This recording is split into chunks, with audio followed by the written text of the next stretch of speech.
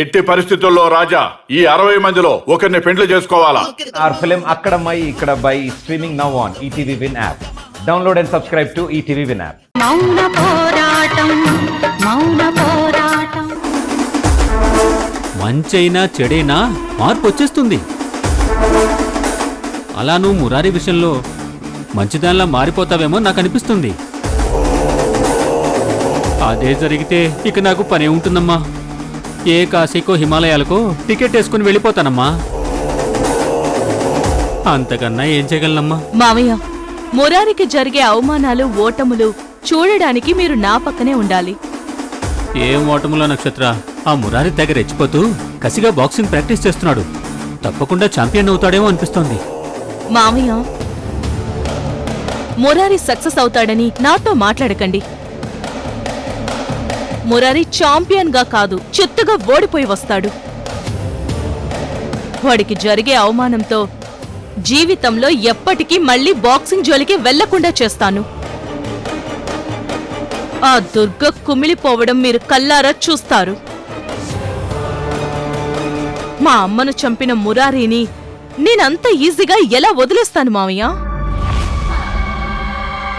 అంటే మంచిదానిలో మురారీని ఎంకరేజ్ చేస్తూ నమ్మిస్తూ గొంతుకొస్తావన్నమాట. కానీ నువ్వేం చేసినా జాగ్రత్త నక్షత్ర. ఎందుకంటే చాలా అవకాశాలు తీసుకున్నావు. ఈసారి నువ్వు మళ్ళీ ఇలాంటి ప్లాన్తో ఉన్నావని మురారికి గనక అనుమానం వస్తే ఇక నెల రోజులు వారం రోజులు టైం ఇవ్వడాలుండవు. అమ్మా, మన ఇంటి ముందు టెంట్ వేసే పరిస్థితి ఉండదమ్మా. మనల్ని ఈసారి గెంటేయడం కూడా కాదని మనల్ని అరెస్ట్ చేయించి లోపల ఇంచేస్తాడు. అలాంటి పరిస్థితి తీసుకురాకమ్మా. రానివ్వను మావయ్య, నేను చూసుకుంటాను కదా.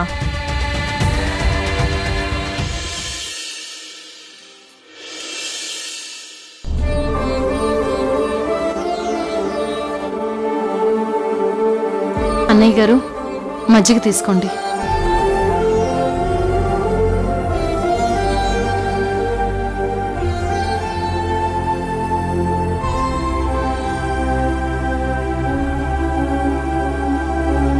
ఇంకో గ్లాస్ మజ్జిగ తీసుకుని రమ్మంటారా? అలాగే అన్నయ్య గారు.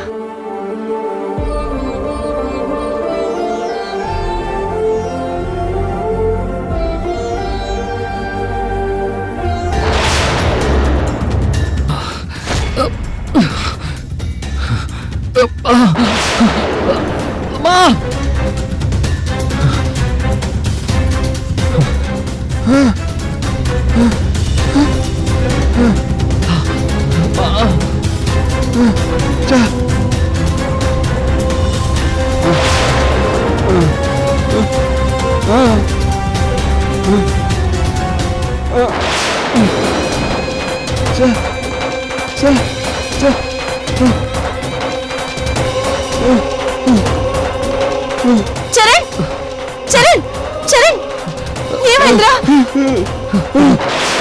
చరణ్, చరణ్, ఏమైంది చరణ్? చరణ్, చరణ్, ఏమైంది చరణ్? చేతి పట్టుకున్నావేంట్రా? ఏమైంది? నాకేం కాలేదమ్మా. ముందు మావయ్య గారిని సోఫాలో కూర్చోబెడదాం. రండి మావయ్య.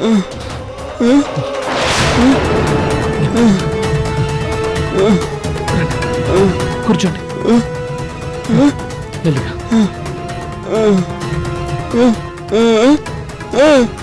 నాకేం కాలేదు మావయ్య. ఏం కాకపోతే నీ గురించి అత్త ఎందుకు అంత గట్టిగా అరుస్తారు? ఏం కాకపోతే చెస్ట్ పెయిన్ వచ్చినట్టు ఎందుకు పట్టుకున్నావు? ఎందుకు మమ్మల్ని అందరినీ టెన్షన్ పెట్టావు? ఎందుకంటే మామయ్య గారి కోసం. నాన్న కోసమా? అదేంట్రా? మాకేమీ అర్థం కావటం లేదు బాబు. తాతయ్య, మామయ్య గారికి మాటలు రావాలంటే ఏదైనా సడన్ షాక్ లోనే అది సాధ్యమవుతుందని దుర్గా అత్తయ్య చెప్పారు.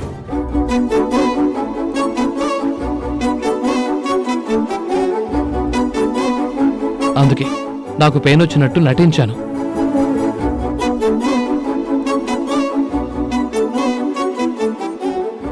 మామయ్య గారి నోటి నుంచి మాట రాబోయింది, కానీ మాట్లాడలేకపోయారు.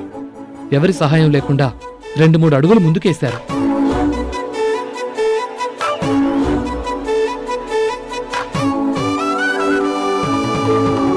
అంటే మామయ్య గారు త్వరలోనే నడవగలరని అర్థమవుతుంది కదా. అన్నయ్య గారికి మాటొచ్చి నడవగలిగితే అది నిజంగా పండగ రోజు కంటే ఎక్కువ.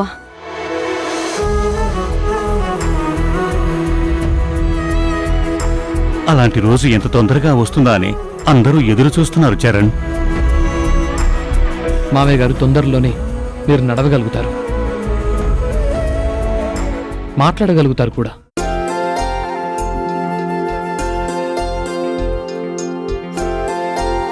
రోజులన్నీ ఇలానే ఉండవు.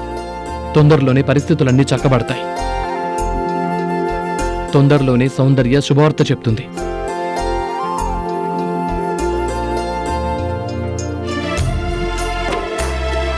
కొన్ని నెలల తర్వాత మీరు తాతయ్య అవుతారు.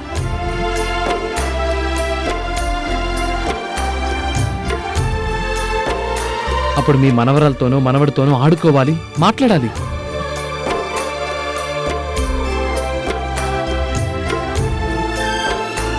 అప్పుడప్పుడు స్కూల్ దగ్గర దింపాలి,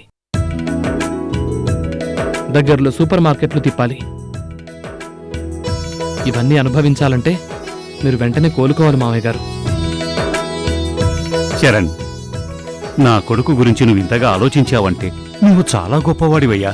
నీలాంటి అల్లుడు దొరకటం మా జానకి అదృష్టం, మా కళ్యాణ్ అదృష్టం, ముఖ్యంగా నా మనవరాలి అదృష్టం. ఇంత గొప్ప కుటుంబం నాకు దొరకటం నా అదృష్టం తాతయ్య. తొందరలోనే మావయ్య గారికి మాట నడక వచ్చేలా చేద్దాం. అలాగే చరణ్, కానీ మళ్ళీ మళ్ళీ ఇలాంటి షాక్లు ఇవ్వకు. ఇలాంటి షాక్ ట్రీట్మెంట్లు ఏమైనా ఉంటే ముందే మాతో చెప్పు, అర్థమైందా?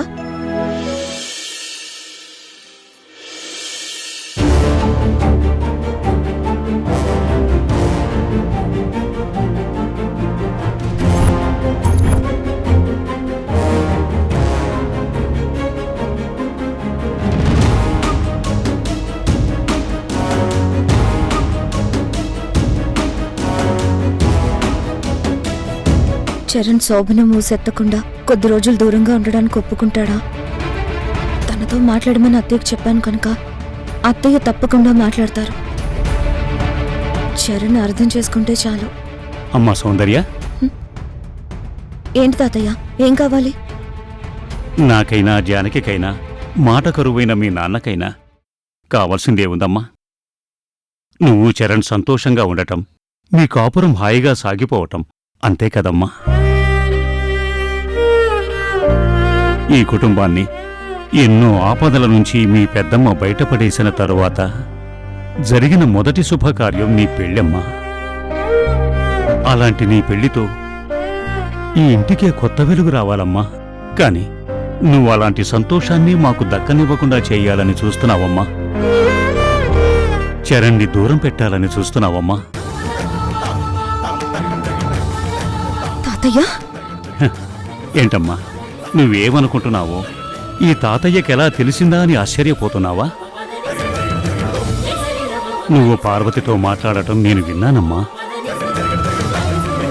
జీవితంలో మనం ఊహించని కొన్ని చెడు సంఘటనలు జరిగినంత మాత్రాన సంతోషాలు దూరం చేసుకోవాలా? నువ్వు చరణ్ ప్రేమించుకొని పెద్దల సమక్షంలో పెళ్లి చేసుకున్నారు. మరి ఈ పెద్దవాళ్ల ఆశలు నెరవేర్చాల్సిన బాధ్యత మీ మీదే ఉంటుంది కదా. మీ కాపురం హాయిగా సాగిపోతూ తొందరలోనే మాకు ముని మనవణ్ణో ముని మనవరాలను ఇస్తారని నేను ఆశపడుతున్నానమ్మా. తాతయ్య, మా మీద మీరు పెట్టుకున్న ఆశలు నెరవేర్చాలనుంది. మిమ్మల్ని ఎవ్వరిని బాధ పెట్టకూడదన్న ఆలోచన కూడా నాకుంది. కానీ భయం వేస్తుంది తాతయ్య. నా పెళ్లి ముహూర్తాలు పెట్టిన దగ్గర నుంచి ఏదో ఒక చెడు జరుగుతూనే ఉంది. మళ్ళీ అలాంటిదేమైనా జరిగితే నేను తట్టుకోలేను. నా పెళ్లి ఈ కుటుంబానికి శాపంగా మారకూడదు కదా. అమ్మా సౌందర్య, నువ్వు అలాంటి భయాలు పెట్టుకుని మనసు నరకం చేసుకోకమ్మా. మన సంతోషాన్ని చూసి ఓర్వలేని వాళ్ళందరికీ శిక్షపడి జైల్లో ఉన్నారమ్మా. తెలిసి మనం ఎవ్వరికీ అన్యాయం చేయలేదు. అలాంటి మనకు ఇక ముందు ఎవరి వల్ల ఏ హాని జరగదు. నీ మనసులోంచి అలాంటి భయాలన్నీ తీసేసి నీ జీవితం గురించి, చరణ్తో కాపురం గురించి ప్రశాంతంగా ఆలోచించమ్మా.